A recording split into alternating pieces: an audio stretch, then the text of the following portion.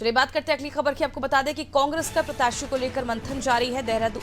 हरिद्वार और नैनीताल सीट पर पेंच फंसा हुआ है। 19 अप्रैल को मतदान होना है। तो लगातार इन दो सीटों को लेकर कांग्रेस काफी कंफ्यूज नजर आ रही है और अभी भी मंथन लगातार जारी है। पहले उम्मीद की जा रही थी कि कहा जा रहा था कि जल्द ही दो प्रत्याशियों के नामों का ऐलान किया जाएगा, लेकिन अब तक दो सीट पर सहमति नहीं बन पाई है। चलिए रुक कर लेते हैं संवाददाता सोनू सिंह की ओर। सोनू, अगर एक तरफ देखा जाए तो बीजेपी फुल ऑन चुनावी मोड में नजर आ रही है, यहां तक कि अंतिम रूप जो है वो भी देने की तैयारी में सारे प्रत्याशियों के ऐलान के बाद। और दूसरी तरफ अगर देखें तो कांग्रेस की कंफ्यूजन अब तक पार्टी में दूर नहीं हो पा रही है। देखिए, कांग्रेस की आपसी गुटबाजी, खेमेबाजी जो है वो कहीं ना कहीं इसके पीछे की हम वजह मान सकते हैं।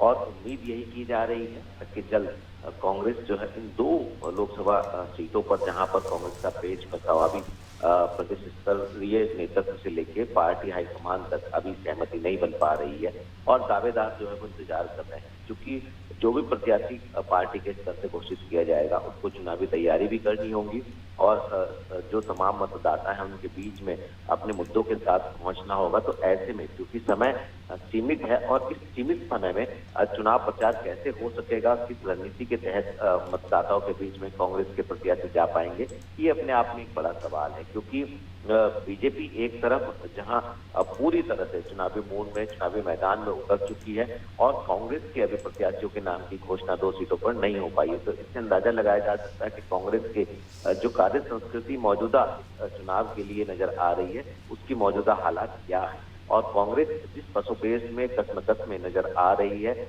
और अगर जितना लेट कांग्रेस करेगी उतना ही इस चुनाव में खामियाजा आने वाले समय में हम कह सकते हैं कि कांग्रेस को भुगतना होगा। अब बिल्कुल आने वाले समय में जो गुटबाजी है उसके तहत पार्टी को जो परिणाम है वो भुगतने होंगे। लेकिन सवाल ये भी सोनू, लोकसभा चुनाव को लेकर तैयारियां देखी जा रही हैं, लेकिन दो सीट पर बात अब तक नहीं बनी। और यहाँ अगर दूसरी तरफ हम देखें तो बीजेपी में लगातार जो बड़े नेता है कांग्रेस पार्टी छोड़कर शामिल हो रहे हैं। क्या एक बड़ी वजह ये भी देखी जाए जो कांग्रेस के अंदर गुटबाजी अंतरकला है वो खासकर चुनावी समय में सामने आती है?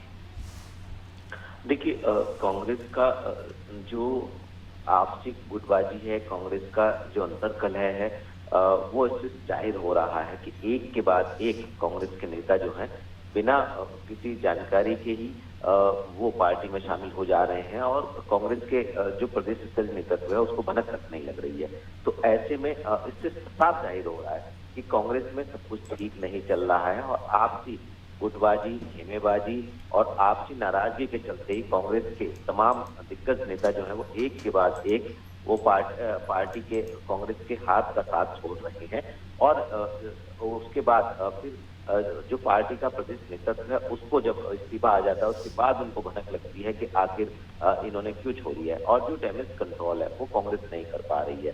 तो इसी रूप में हम इसको देख सकते हैं कि एक तरफ कांग्रेस में के नेताओं में नाराजगी, पार्टी की प्राथमिक सदस्यता से इस्तीफा और दूसरी तरफ बीजेपी में शामिल होना। तो कहीं ना कहीं कांग्रेस की जो मौजूदा हालात हैं प्रत्याशियों के नाम घोषित नहीं करने की पीछे की वजह हम इसको भी मान सकते हैं। बिल्कुल, जिस तरह से हम देख रहे हैं चुनाव आचार संहिता लागू होने के साथ ही प्रदेश में चुनावी गतिविधियां तेज करने की तैयारी राजनीतिक दलों ने शुरू कर दी है। यहां तक कि अगर बीजेपी की बात करें तो बीजेपी अंतिम रूप देने जा रही है और अब फिलहाल शुरुआती दौर में जिस तरह से कांग्रेस इस दौर में पीछे हो गई थी और अब भी पीछे ही नजर आ रही है, क्योंकि चुनाव की तारीखों का ऐलान हो चुका और अब भी दो सीटों पर पेंच फंसा हुआ है। कांग्रेस काफी कंफ्यूज है और साथ ही जो बड़े नेता हैं वो मौके का फायदा उठाकर बीजेपी का दामन थाम रहे हैं।